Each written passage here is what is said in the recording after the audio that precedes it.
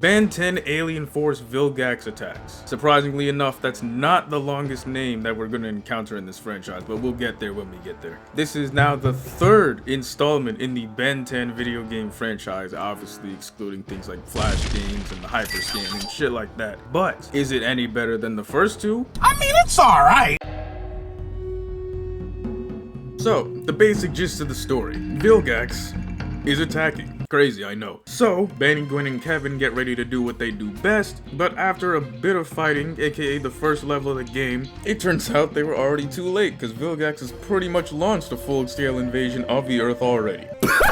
Well, game over. But the MVP of literally everything he's in, Professor Paradox, shows up and is like, hey, we're gonna time travel to the past so we can stop Vilgax from getting these things called energy cores to power his null void projector so he can't beam down giant monsters everywhere and take over the planet. Now my question is, why exactly can't we just go into the past and then fight Vilgax so he doesn't even pull off the plan? Why don't we do that? It's because we need a plot to the game, that's why. But you get it. So, we go to many different planets, including Wildmutt's home planet, Brainstorm's home planet, Humongousaur's home planet, Ghost Freak's realm, I guess I'll call it, so we can destroy all of these energy cores. And along the way, we have to do platforming, solve puzzles, but we also have to fight many of Ben's rogues gallery in order to get to these energy cores. And I'll tell you what, I don't know why the fuck most of them are here. This is the most obvious, hey, we need the rogues gallery for boss fights situation I've ever seen. Because none of them explain why they're there. None of them have a reason for being there at all. Well, actually, no, that's not true. Dr. Animo, aka Devoid, being in the Null Void makes sense. Ghost Freak being in Aner Phaetos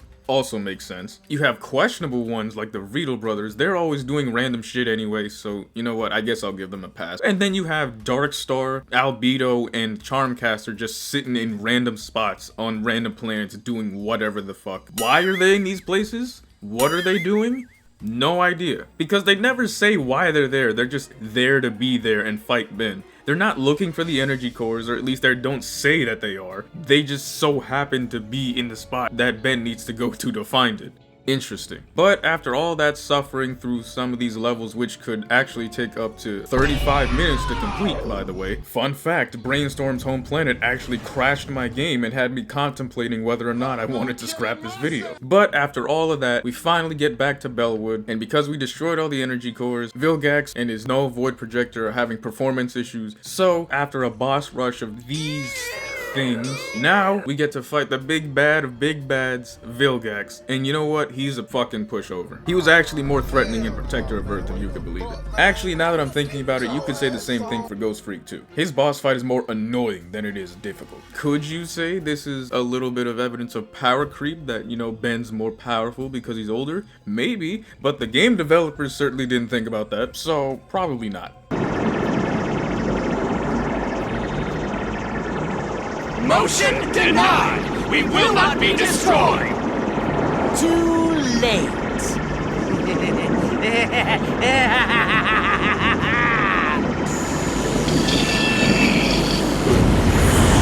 What the? Siphon, what are you doing? Stop this at once! I can't! No! This is not over!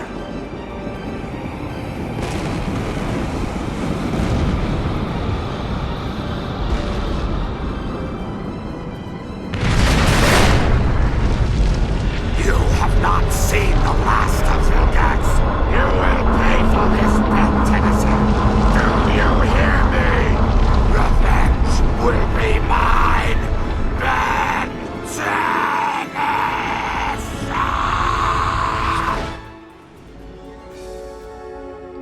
Seconded. Motion carried.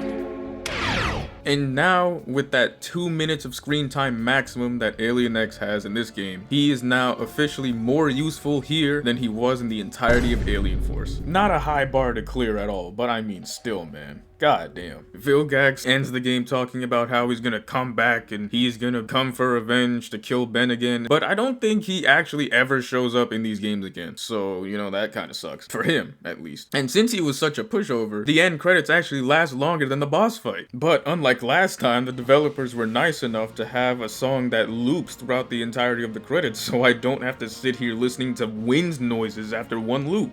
Thanks.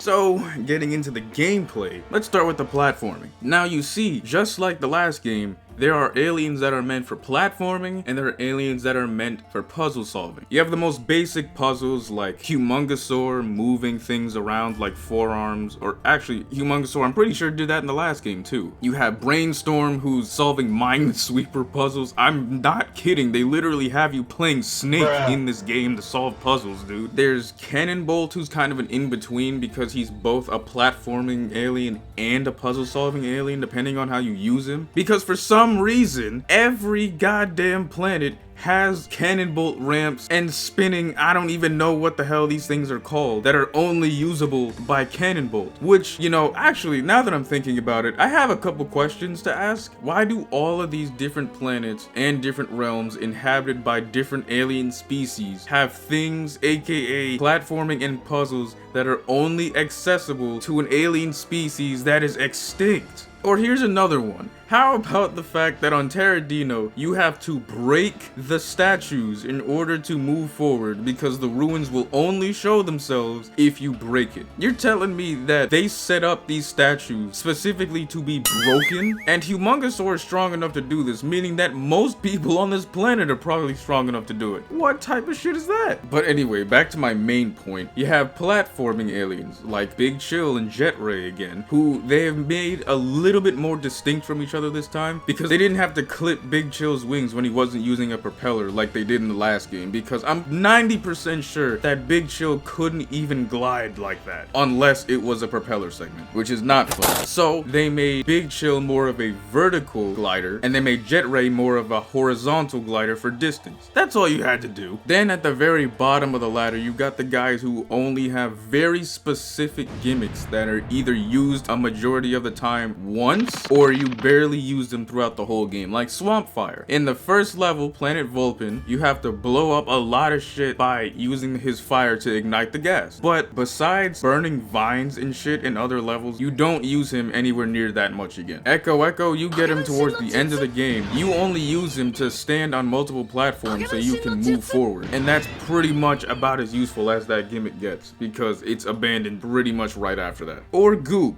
who has his little goop jumping segments on Humongosaur's planet, Terradino, and then doesn't really have much of that at all for the rest of the game. Or Chromastone, who has his whole energy gimmick being used to ascend or descend platforms in one level, and then since it's close to the end of the game, it pretty much never comes up again. All I'm saying is the useful factor was not distributed equally in this game. As I'm sure you have noticed if you're not blind, we're in full 3D now. No more 2.5D like the last two games. We're stepping things up now. And the platforming is pretty much just as annoying as it was in the last game, so no improvements there.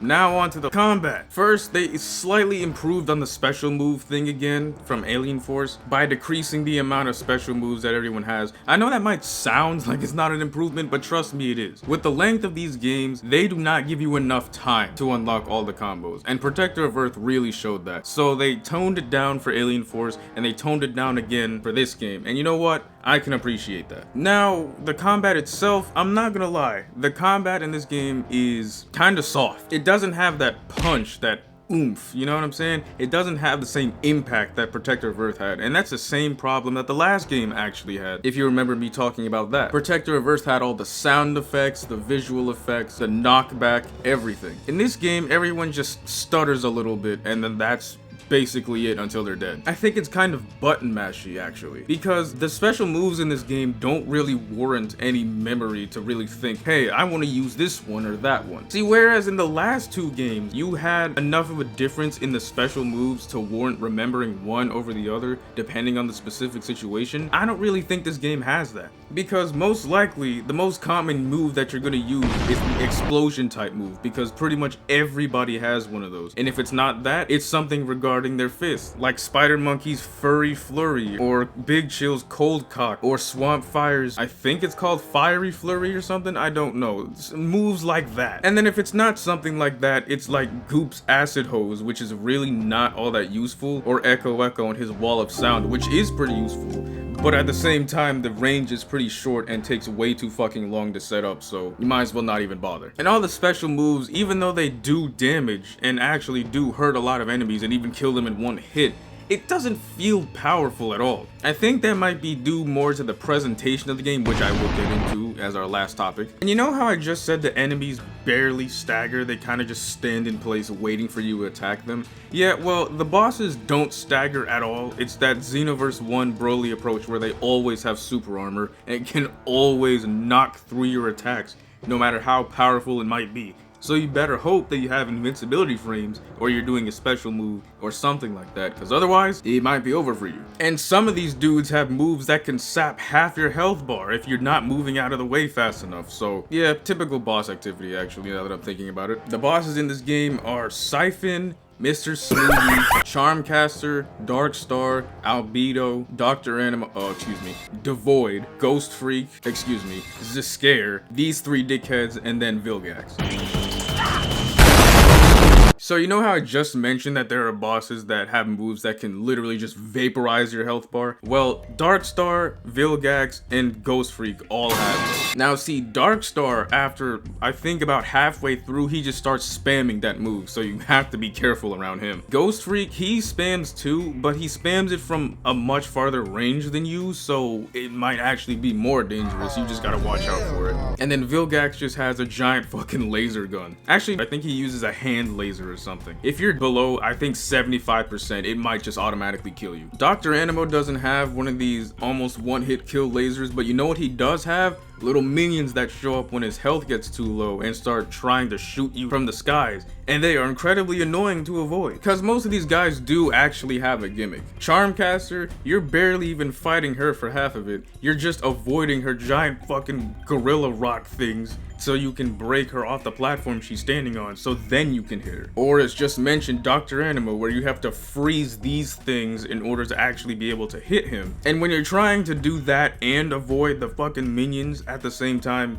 yeah, it starts getting a bit frustrating, to say the least. Or Ghost Freak, where you have to lure him next to these light things in order to make him tangible, I guess, in order to be able to hit him, because that's how you dealt with literally every other one of these guys in this level, so it only makes sense when that's the only thing that's around. Or Vilgax, who actually does have a gimmick too, but his gimmick makes his boss fight incredibly easy, because all you have to do is lower his health enough, and then he'll pretty much do it for you if you run him into one of these lasers. And once you do that 3 times, the boss fight's over, which is exactly why I said he's a pushover. Last but not least, onto the presentation of the game. And you know what? This game is kinda ugly, man, I'm not gonna lie. But hear me out, the environments look great. All the planets and Honor Phaetos and the Null Void, they look good. It's the character models where I start having a bit of a problem. Gwen and Kevin are pretty much unchanged from the last game, which, you know, they're not playable characters anymore, so there's really no reason to improve their models at all. Max looks, I'm pretty sure, exactly the same as he did in the last game in his little holograms that he left. But Ben, I'm not gonna sugarcoat it, he just looks flat out worse than he did in the last game. Like by a good margin. And you can see it with Albedo too, because they didn't change anything with him. And then Vilgax has this weird ass texture on his face that it just doesn't look right. Protector of Earth made a pretty valiant effort to capture the art style and the extremely stylized visuals of the classic series in its game, and it worked out perfectly because it looks great. And the character models and everything look good enough to the point where you can ignore stiff animations, because admittedly in Protector of Earth there are very stiff animations in the cutscenes. Same with Alien Force,